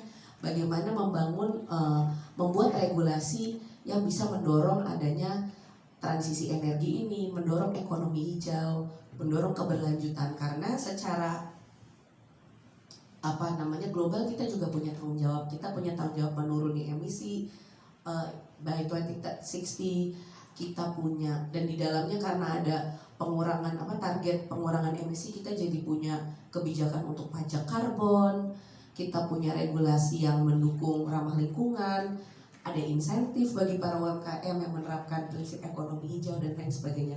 Ini pentingnya peranan regulator, pemerintah, aktor-aktor politik untuk membuat kebijakan yang mendukung adanya transisi itu sendiri dan juga membuat ekonomi jadi lebih hijau. Ini terakhir ada status kebijakan lingkungan di Singapura dan Norwegia. Mungkin yang di Singapura aja ternyata simpel banget. Saya pernah lihat nggak Netflix Blue Zone ya? Blue Zone. Jadi itu kayak membahas negara-negara yang punya umur masyarakatnya tuh bisa panjang-panjang gitu ya dilihat. Nah, dia ambil contoh di Singapura. Ternyata mereka bisa menuruni emisi kurang lebih sampai 70 atau 80%. Ternyata simple. Cara utamanya itu gimana ngebuat orang nyaman jalan kaki. Dengan cara apa? Dia bangun tuh, yang pernah ke Singapura pasti ngerasain ya, kita antar satu stasiun ke stasiun lain tuh semua lewat bawah tanah dibangun. Kalaupun harus naik ada itunya ya, kayak kanopinya gitu, fasad. Jadi orang tuh nggak males jalan kaki. Jadi sesimpel itu. Ternyata dengan adanya itu penggunaan mobil kendaraan pribadi berkurang, tentu ditunjang dengan kendaraan publik yang mumpuni ya, ada MRT-nya bagus, busnya ada, tapi juga orang nggak malas setelah turun dari halte mau ke tujuannya tetap ada jalan yang nyaman. Nah dengan kayak begitu aja Singapura tuh bisa mengurangi emisi hampir 70-80%. Jadi ini again contoh dari betapa pentingnya kebijakan, betapa pentingnya regulasi, dan kembali betapa penting kami sebagai aktor politik itu untuk mengerti itu, sehingga begitu kita di pemerintahan, selamat datang Kang Aceh, siap Pak Gub, izin menyampaikan materi. Ini jadi bisa membuat lagi-lagi membuat kebijakan yang lebih baik. Oke. Next. Ini udah hampir slide terakhir. Nah, maka apa sih peran partai politik dalam membangun kebijakan lingkungan berkelanjutan? Yaitu paling utama mendorong kebijakan yang berorientasi lingkungan. Kita punya 102 anggota DPR dari Partai Golkar yang di DPR RI. Nah, ini adalah salah satu tombak utama Partai Golkar untuk menyuarakan kebijakan-kebijakan yang berorientasi lingkungan. Apalagi kepala-kepala daerah yang baru terpilih, anggota dewan di daerah. Ini adalah aktor-aktor yang bisa menjadi harapan kita untuk membuat regulasi kebijakan yang berorientasi lingkungan, mewujudkan agenda politik hijau, membangun kaderisasi politisi muda yang pro lingkungan. Nah, contohnya udah kita lihat nih sekarang, Golkar Institute rajin membuat talk tentang lingkungan. Kita boleh berikan apresiasi. Ini bukan yang ngebanggain partai sendiri Kang Aceh, tapi belum lihat yang lain tuh seaktif Partai Golkar bikin diskusi tentang lingkungan.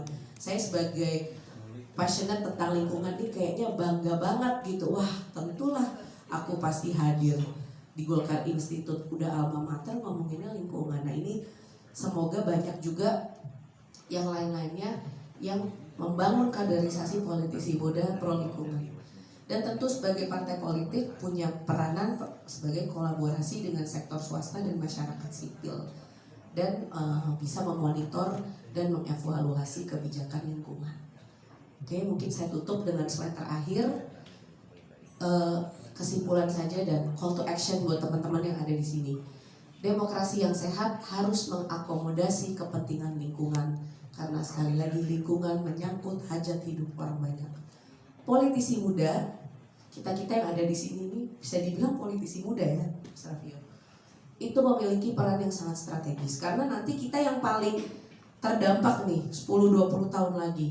Tapi kita punya peran strategis, dan isu lingkungan itu sudah menjadi isu populer bagi anak muda. Jadi semakin kita aktif menyuarakan isu ini, semakin juga anak-anak muda, Mbak Bena nih yang fokusnya pemilih pemula, nah ini bisa mulai menyuarakan isu ini. Bukan dari sisi gimmick keren-kerenan, tapi simpel, lingkungan itu banyak masalahnya Mbak, ya kan? Sampah, air, itu problem standar yang ada di semua tempat saya rasa, dan nggak ada hal yang baru atau terlalu savvy dari itu. Isu lingkungan itu pasti cukup mendasar, dan kalau kita bisa angkat dengan solusi yang baik, kebijakan yang baik, saya rasa itu juga bisa kita mengesampingkan konotasi bahwa lingkungan tuh terlalu kayak elit gitu. Nah, mungkin tugas kita juga teman-teman yang aktif di bidang ini, yuk pakai bahasa yang lebih mudah gitu kan. Kadang kita emang suka gini Mbak, kayak kebawa, wah fokus ngomongin karbon lah, inu, terus yang lain yang dengerinnya kayak mohon maaf nih kita nggak ngerti. Padahal ujung-ujungnya sebenarnya isu yang sangat mudah dan sangat mendasar.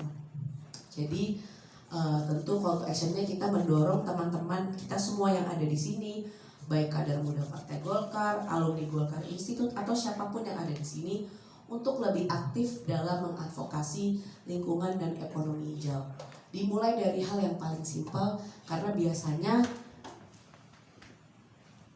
ada opportunity yang terjadi ketika kita mulai address isu-isu yang paling mendasar. Saya ada 1 atau 2 slide hanya untuk menunjukkan gimana nih sekarang banyak anak-anak muda, pengusaha-pengusaha pemula, bisa dibilang UMKM lah ya, itu yang udah mulai berbisnis yang hijau. Bukan untuk gaya-gaya, tapi sebenarnya a good business model itu apa? Bisnis model yang bagus kan bisnis model yang menyelesaikan masalah. Kalau kita punya produk, punya jasa yang menyelesaikan masalah, niscaya tuh bisnis value-nya udah ada. Nah, jadi saya ada beberapa contoh teman-teman yang masih muda aktif itu bikin bisnis-bisnis yang hijau. mungkin nggak usah dibuka, tapi kalau lama ada mungkin pernah dengar Waste for Change. Ini mereka kumpulin sampah, mereka inisiatif jemput ke rumah-rumah, kumpulin sampah yang sudah dipilah, nanti dia kirim lagi ke yang bisa memanage sampah, baik mau dijadikan pupuk yang organiknya, mau diurai lagi menjadi barang lain, di recycle dan lain-lainnya. Atau juga ada perusahaan karbon, simple sebenarnya menghitung potensi dari pengurangan emisi dari sebuah hutan itu.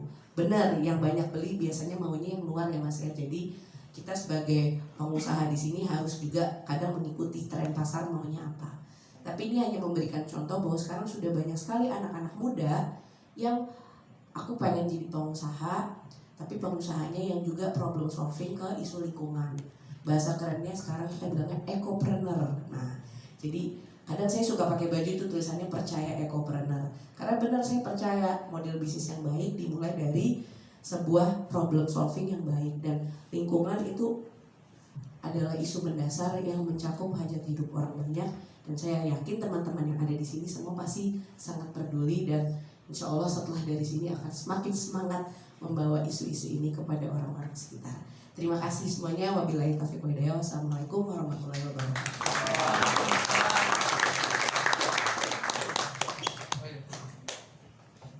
Terima kasih Mbak Yana. Tadi teman-teman betul memang banyak yang itu demokrasi lingkungan, kenapa sih demokrasi lingkungan, kenapa sih gitu kan. Tapi kita memang perlu tahu bahwa ini kita semua masuk dalam kelompok masyarakat yang mungkin terdidik lah ya, mau hadir di sini, kita berpartisipasi di partai politik. Tapi kita lupa bahwa kita ini ke depan berpotensi terlibat dalam pembuatan kebijakan-kebijakan apapun. Ini mungkin ada anggota dewan juga, ini udah ada yang staf khusus tiba-tiba gitu kan. Jadi kayak the democratic process in environmental aspect itu jarang jadi perhatian. Jadi kayak seolah-olah ada rapat dengar pendapat, rapat dengar publik misalnya gitu ya Mas ya, kayak sebenarnya nggak ada pelibatan civil society, pelibatan NGO ya, itu sebenarnya masih sangat minim. Dan ini semoga harapannya anak-anak muda nih, the next generation, next leader in any sector ya bisa paling tidak terliterate melalui forum ini gitu ya, Mbak Yana, Mas Rafli. Pak Aceh selamat datang, tapi Pak Aceh masih ada sesi diskusi sebentar, kita akan berlanjut. Saya mau memberikan kesempatan kepada tenaga ahli fraksi Partai Golkar nih, Mas Muyasar, untuk memberikan tanggapan. Saya persilakan, mau Mas Rafli atau Mbak Yana yang menanggapi, silakan. Baik, assalamualaikum warahmatullahi wabarakatuh. Waalaikumsalam. Selamat sore semuanya, pada muslim banget lagi pada puasa ya. Baik, izin saya ingin menanggapi perihal Mas Rafio terkait trading karbon. Kebetulan ini relevan dengan tulisan saya waktu itu kalau nggak salah pada tahun 2024 Desember. Jadi mungkin boleh menyamakan frekuensi aja Mas. Bahwasannya di tulisan saya itu ringkasannya seperti ini. Indonesia menargetkan pengurangan emisi gas rumah kaca sebesar 29 sampai dengan 41% pada tahun 2030. Sebagaimana diatur dalam Perpres tahun 98 tahun 2021. Kebijakan ini mendukung komitmen National Determined Contribution dan Paris Agreement dan tujuan mencapai net zero emission pada tahun 2060. Namun perdagangan karbon di Indonesia masih stagnan. Kenapa?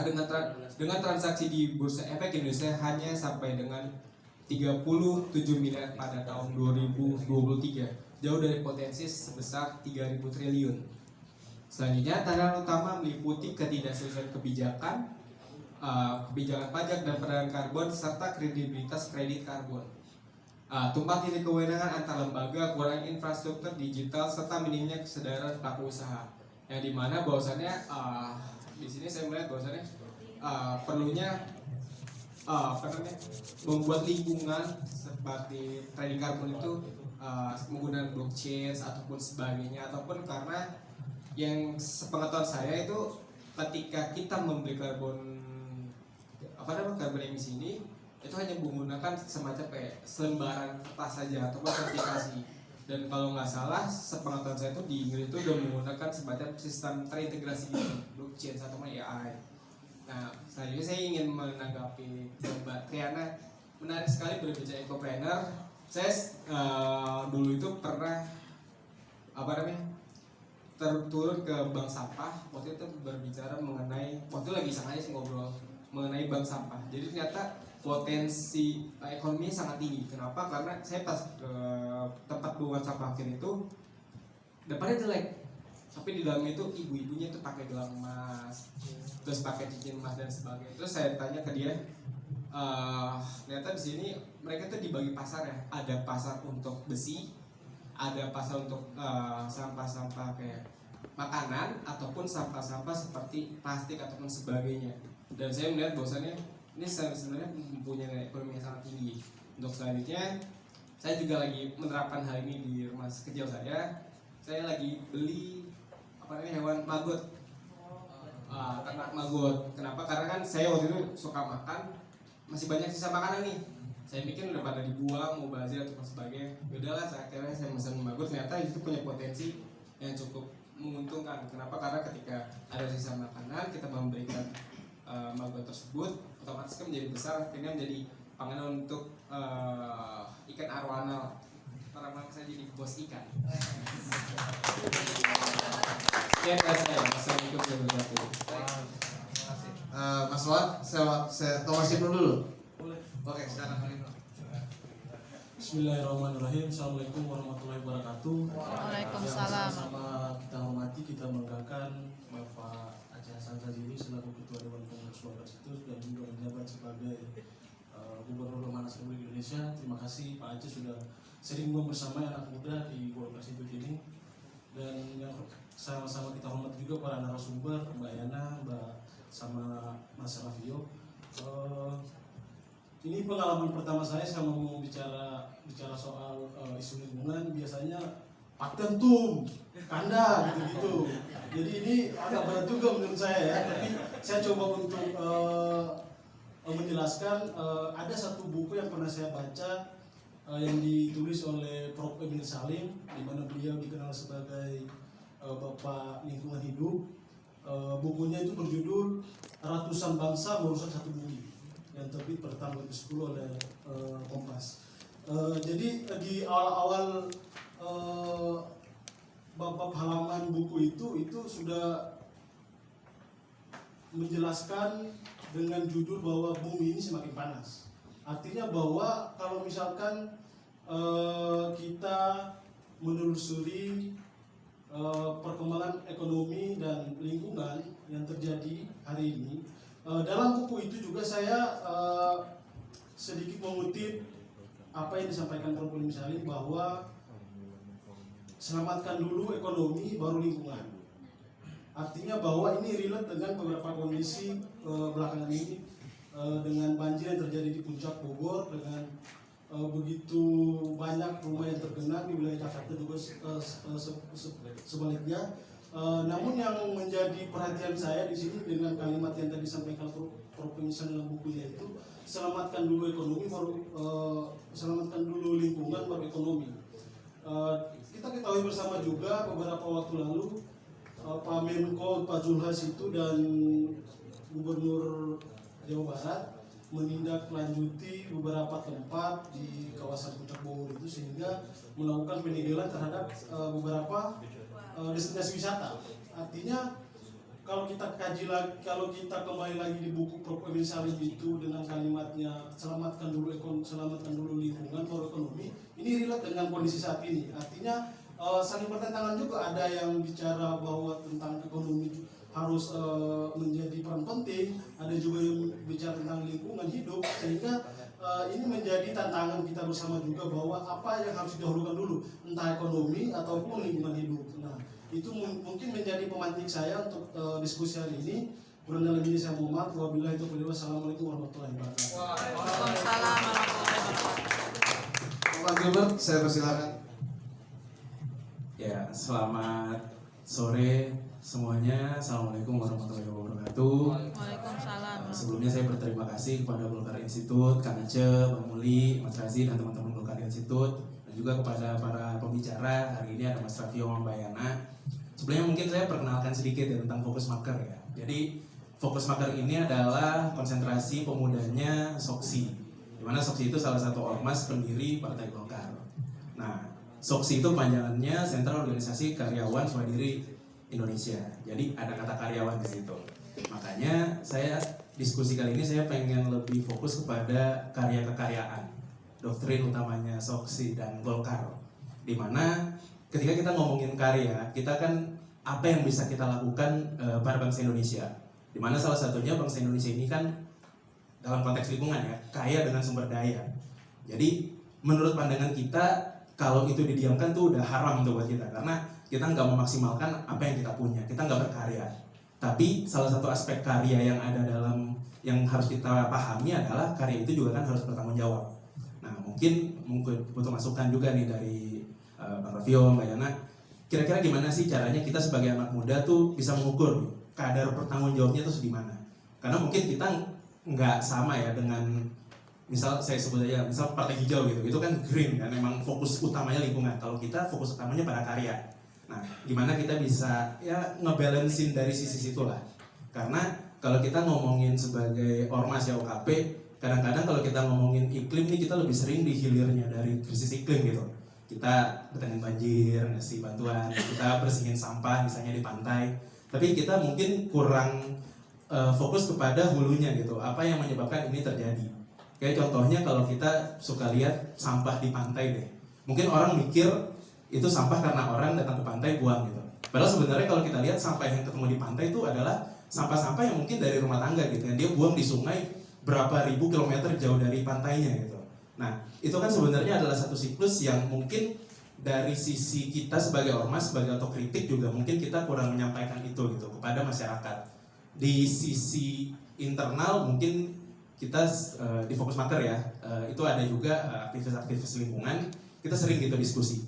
Tapi mungkin dari sisi kita hanya terbatas di situ. Outreach kita mungkin yang memang kurang itu. Thank you tadi remindernya gitu, Mas Raffio. Dan juga kalau terkait Mbak Yana tadi pencetakan kader itu terima kasih juga udah di reminder, karena salah satu tugas kita kan memang menciptakan kader-kader bangsa ya, dimana kalau di Golkar, Bena di AMPG mungkin udah spesifik ketika menjadi anggota AMPG adalah anggota Partai Golkar gitu. Tapi kalau misalnya di SOKSI kan adalah sebuah ormas, dimana anggotanya tuh nggak mesti jadi politisi juga, bisa juga jadi ASN yang misalnya atau misalnya dari profesional yang semuanya ini kan bertanggung jawab nih, nggak cuma politisi doang. Dari sisi private, dari perusahaan, dari sisi pembuat kebijakan, dari sisi regulator, itu kan juga memang perlu dibekali wawasan lingkungan. Itu penting banget, thank you Mbak Yana untuk pengingatnya. Dan juga ini sedikit personal ya, tapi tadi saya tergelitik oleh yang disampaikan Mas Raffio tentang Vanuatu, dimana rising sea level kan berarti menjadi isu yang benar-benar sampai dia harus pindah gitu kan masyarakatnya. Nah kebetulan di sini saya, Mas Ibnu, Bang Noi, kita kan dari Maluku nih, dimana kita punya pulau kan banyak banget, dan itu bisa aja nggak terjadi cuma di Vanuatu gitu, tapi di kita mungkin kalau misalnya dihitung pulau yang ada sekarang sama pulau yang dulu mungkin udah berkurang gitu. Kita mungkin kalau misalnya dihitung ya, dan itu menunjukkan bahwa dampaknya itu sangat berasa buat kita.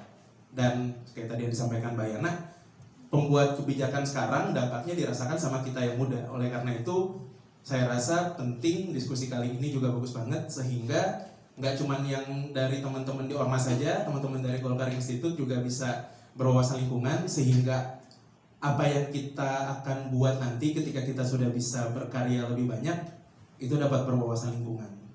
Thank you. Semoga untuk para penanggap. Ya ini tadi terkait peran politisi muda boleh sedikit di komen ya Mas. Tapi sebelum itu kayak ya tadi betul kata Mas Rowan ya.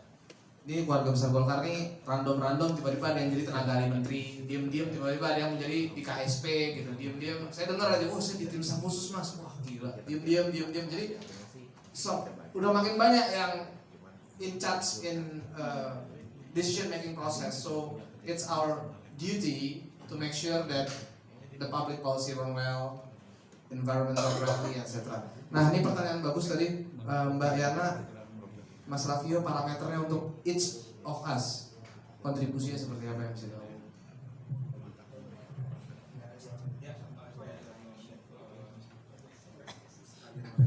Respons semuanya. Yang pertama tadi yang Bena bilang betul.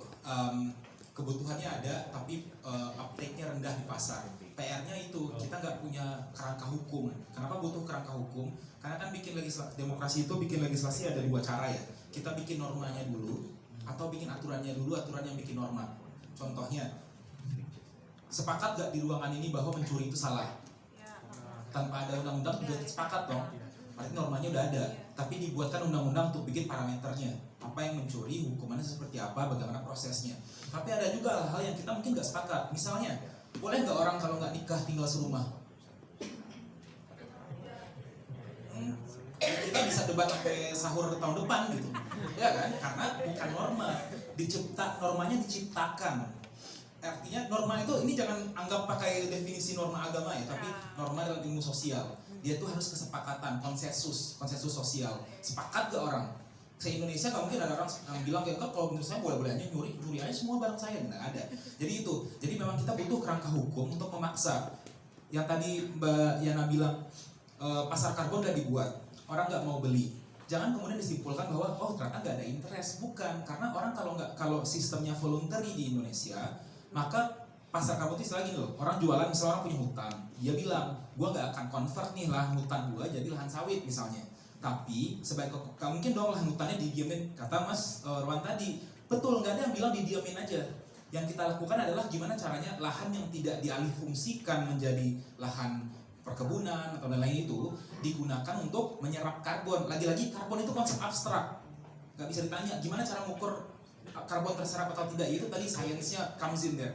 Jadi hutan tidak diapa-apain, dijual di pasar karbon bahwa ini ada project yang menyerap karbon seberapa gigaton. Dibeli sama orang, yang dibeli sama orang adalah komitmennya. Kenapa kemudian orang mau beli?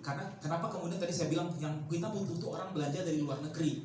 Kenapa? Karena di Indonesia belum ada kerangka hukumnya. Jadi perusahaan-perusahaan Indonesia kalau mau beli lebih banyak itu karena mungkin pemiliknya sadar lingkungan atau orangnya merasa itu penting. Di luar negeri orang mau nggak mau harus. Contoh di Inggris, lagi-lagi saya kan Westminster Foundation for Democracy ya. Di Inggris itu teman-teman tahu nggak pemberi kerja terbesar di dunia ini siapa? Bukan Bloomberg, bukan Google, bukan. Kontrak pemerintah itu adalah insentif yang paling besar.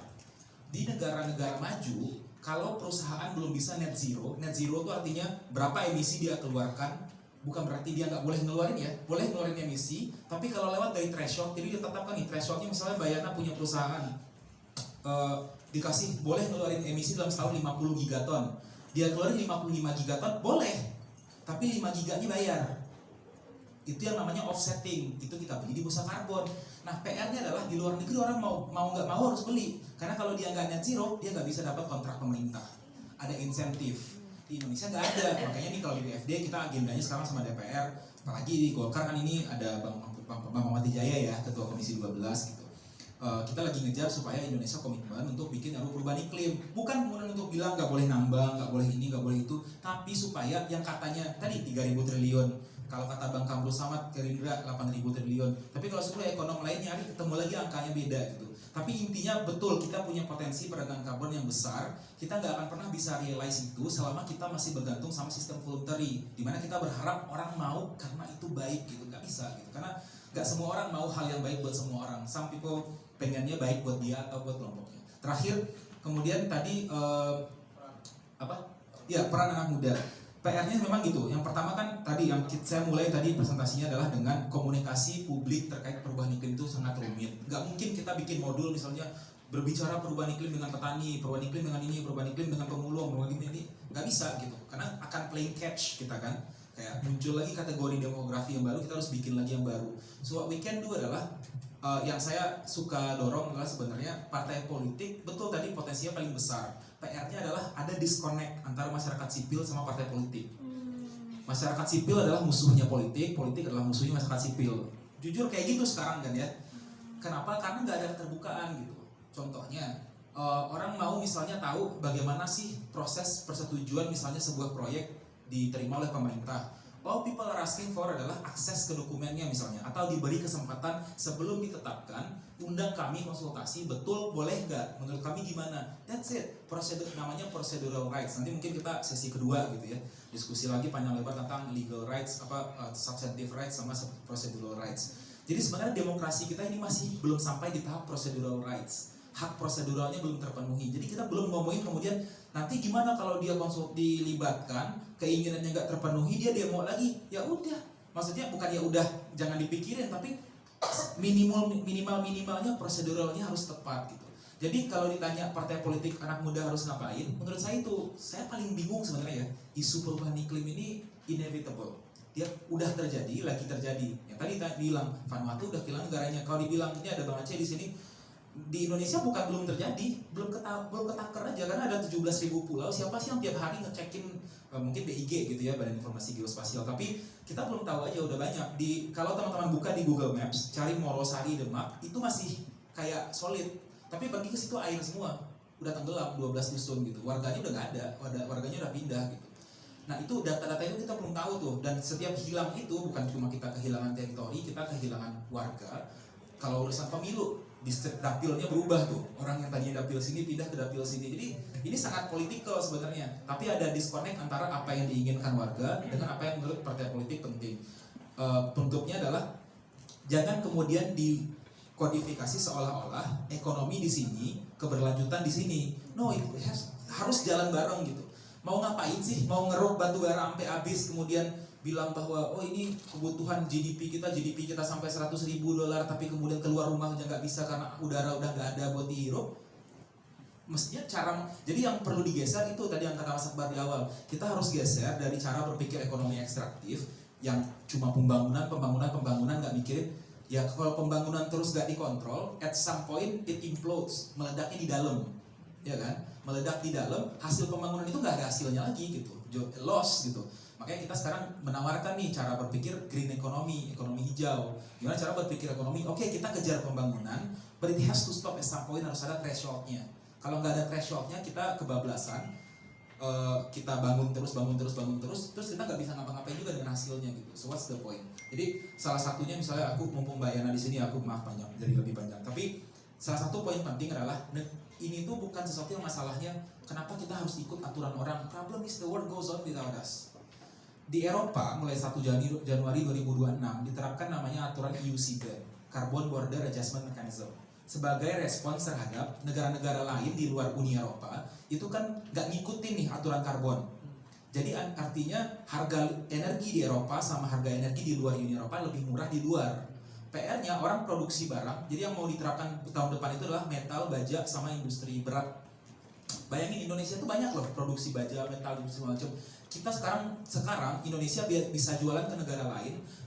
Kenapa? Walaupun kualitasnya kurang bagus, misalnya gitu ya, nggak kompetitif, harganya murah. Kenapa? Karena kita listriknya murah. Per kapita listrik kita tuh cuma 1.300 kilowatt gitu. Orang di Inggris, orang miskin aja itu 3.000 kilowatt. Jadi kita sebenarnya kalau dibilangin penggunaan energi kita ekstrim, enggak gitu. Cuma PR-nya adalah sekarang itu rasionalitas sama proporsionalitasnya. PR-nya tahun depan dengan EU CBAM itu berlaku, produk yang dibuat di luar EU dengan harga lebih murah ketika masuk ke bordernya EU, makanya namanya Carbon Border Adjustment Mechanism, mekanisme penyesuaian batas karbon. Masuk ke daerah yang udah ada batas karbon, dia harus bayar bukan tax, jadi harga barangnya kena tarif, harus lebih mahal. Jadi udah nggak ada lagi, karena argumennya apa lagi? Bilang bahwa barang kita lebih murah, barang kita lebih bisa akses, nggak bisa. Kita harus bersaing sama barang yang diproduksi oleh Eropa, yang kita asumsikan kualitasnya lebih baik, harganya sama sekarang. Ya orang mending kalau harganya sama mending beli yang barang Eropa gitu.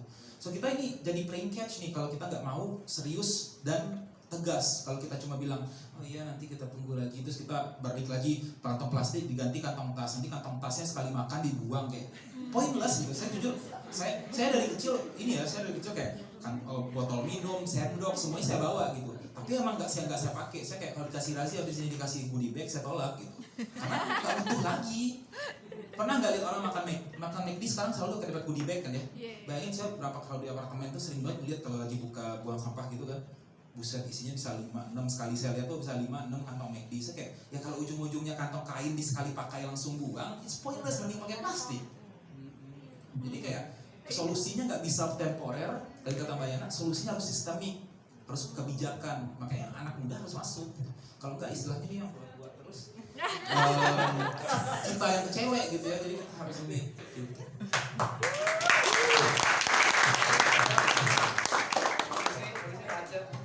Ya, dikit aja. Kalau saya ya gimana lingkungan moga-moga nggak dilihat sebagai isu sendiri, tapi gimana itu semakin terintegrasi dalam kehidupan kita sehari-hari. Jadi nggak usah repot-repot lihatnya di setiap daerah pasti ada isunya.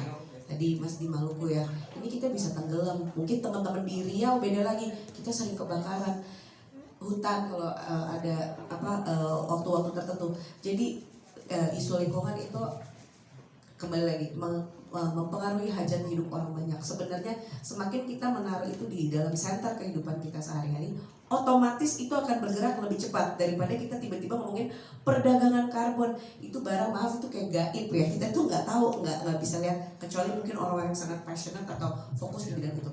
Tapi fokus from apa yang memang bisa kita lihat dalam kehidupan sehari-hari dan mempengaruhi kehidupan kita sehari-hari, pasti akan kita lebih mudah bergerak.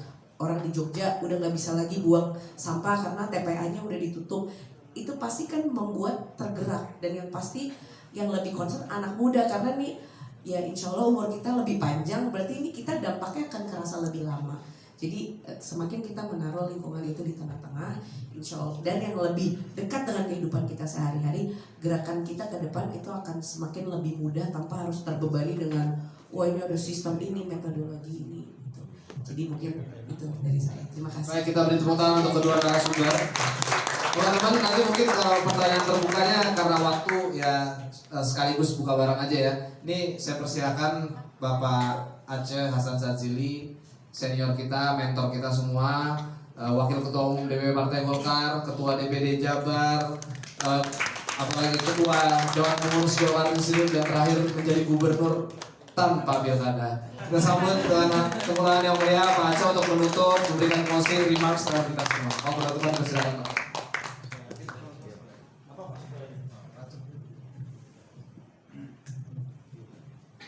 Assalamualaikum warahmatullahi wabarakatuh. Waalaikumsalam. Selamat sore, salam sejahtera untuk kita semua. Mas Muli, Mas Raji, Mbak Dinda, juga ini dua orang yang sangat super, Mbak Yana dan Mas Rafio, juga penanggap pada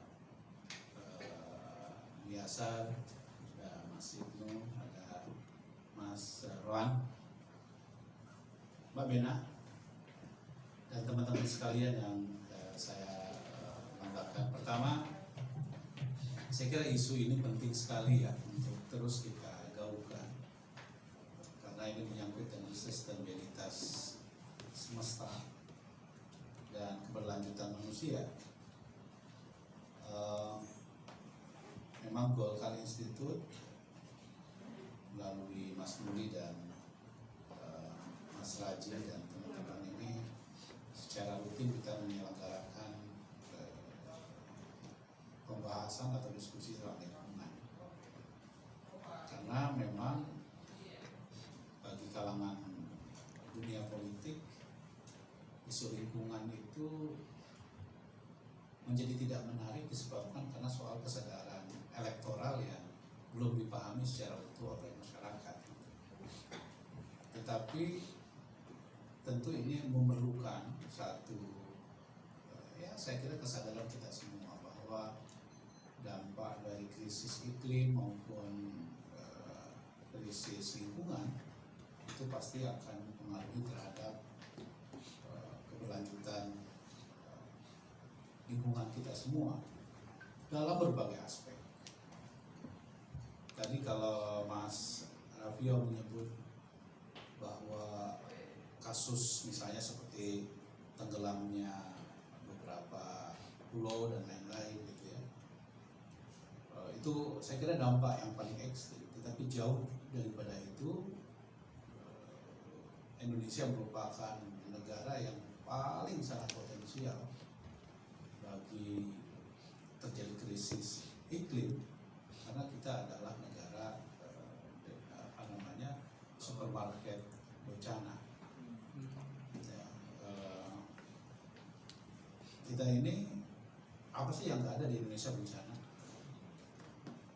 Ada banyak sekali bencana. Jadi potensi kerusakan lingkungan,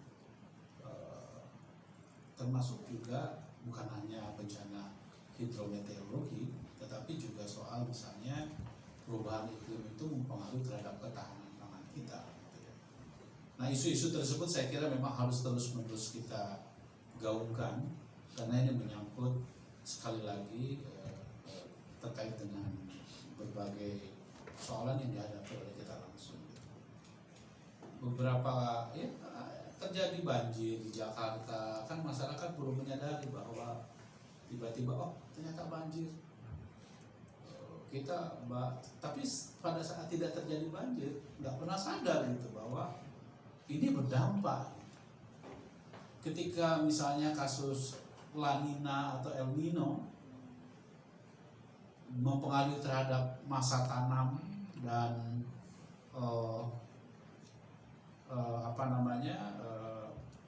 juga masa panen, itu nggak sadar bahwa itu ya terjadi disebabkan karena krisis iklim. Nah, karena itu saya kira kita harus menegaskan bahwa Indonesia yang merupakan negara yang kaya sekali dengan sumber daya alam, tetapi di sisi yang lain kita berada pada ancaman yang serius dari krisis iklim.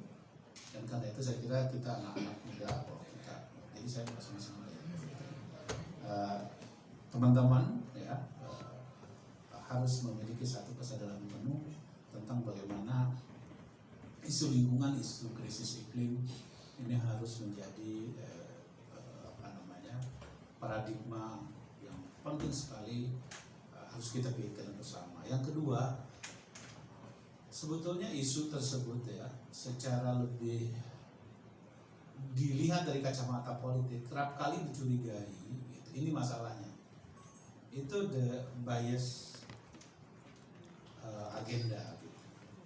Salah satunya misalnya, kenapa sih yang menyuarakan Barat, mereka kan sudah melakukan banyak sekali eksploitasi dari sejak zaman abad eksplorasi di Indonesia. Terus pada saat mereka sudah kaya, udah habis, terus mereka bicara soal isu lingkungan. Sementara kita belum menikmati apa-apa. Nah, saya kira ya kita jangan menganggap ini sebagai bias terhadap kepentingan kepentingan politik. Apa yang kita rasakan saat ini, ya itulah yang terjadi. Dan berbagai potensi-potensi itu ya harus kita mitigasi, jangan sampai kita melupakan atau menganggap bahwa ini ada agenda-agenda tertentu. Saya kebetulan ya, menjadi ketua Panja Undang-Undang Penanggulangan Bencana pada periode yang lalu. Dan dari situ saya mendalami soal isu disaster.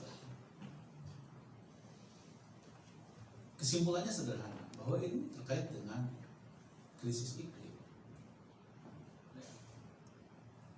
Ya, karena itu cara pandang kita terhadap berbagai kebijakan ya harus dengan cara pandang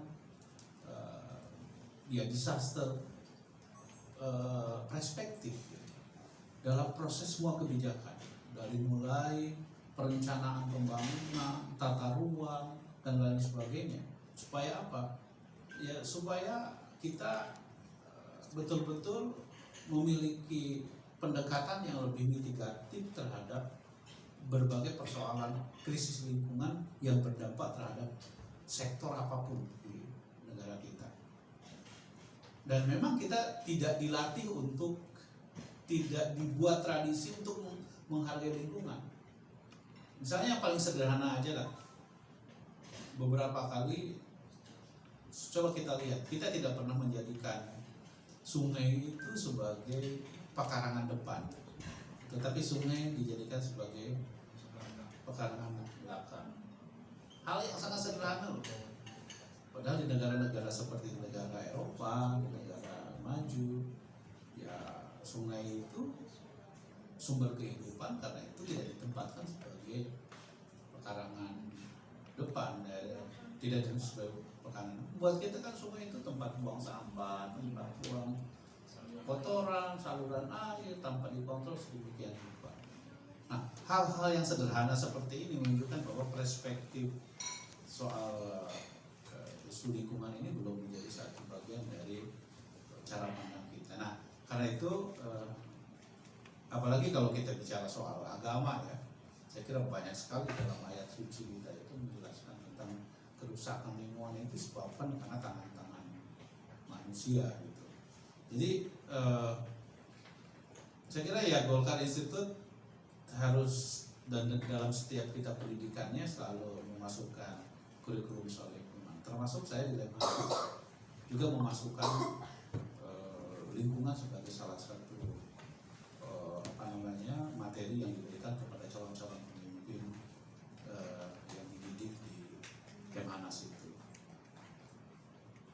Ya kita harus begitu. Kalau tidak, ya kita bicara soal sumber kekayaan alam tetapi tidak disertai dengan keseimbangan menjaga lingkungan, ya hancur semua nanti.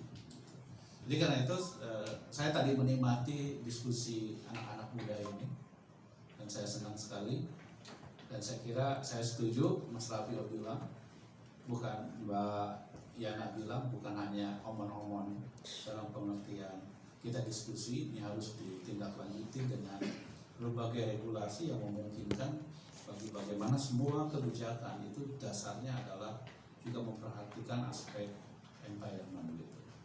Walaupun tentu Bapak Ibu sekalian, teman-teman sekalian, ya sekarang sebenarnya sudah lama sekali salah satu yang juga di dunia sektor swasta kita mengenal apa yang disebut dengan ESG, ya, environmental, social, and governance, dan itu sudah menjadi salah satu procurement gitu ya, salah satu bagian yang tidak terpisahkan dalam dunia usaha di negara-negara maju ya.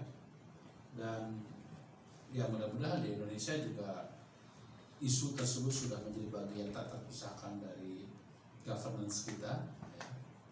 Dan kalau kita lihat dari kebijakan pemerintahan Presiden Prabowo, kita bersyukur bahwa Kementerian Lingkungan menjadi kementerian yang tersendiri ya. Harusnya itu tapi saya belum melihat ada terobosan-terobosan yang akseleratif gitu dari kebijakan-kebijakan Kementerian Lingkungan tersebut, dan mudah-mudahan bisa didorong sedemikian rupa. Dan terakhir kemarin Mas Muli bersama dengan Crickets Foundation kita bikin survei tentang isu lingkungan, dan relatif sebetulnya masyarakat punya kesadaran terhadap lingkungan, walaupun saya kira kita setuju bahwa cara kita menjelaskan soal isu lingkungan kepada masyarakat itu memang jangan terlalu klimat, net zero lah, gitu, perdagangan karbon lah tadi dibilang oleh teman-teman. Ya sesuatu yang faktual dirasakan oleh masyarakat, seperti misalnya soal banjir, soal longsor, soal udara bersih, polusi, sampah, tadi betul sampah gitu ya. Yang menurut saya itu semua harus ditarik ke dalam konteks bagaimana itu dirasakan sendiri oleh masyarakat karena isu lingkungan tersebut. Sekali lagi saya sangat appreciate kepada teman-teman muda yang selalu menjaga isu lingkungan itu sebagai bagian dari isu yang tidak bisa dipisahkan dalam konteks.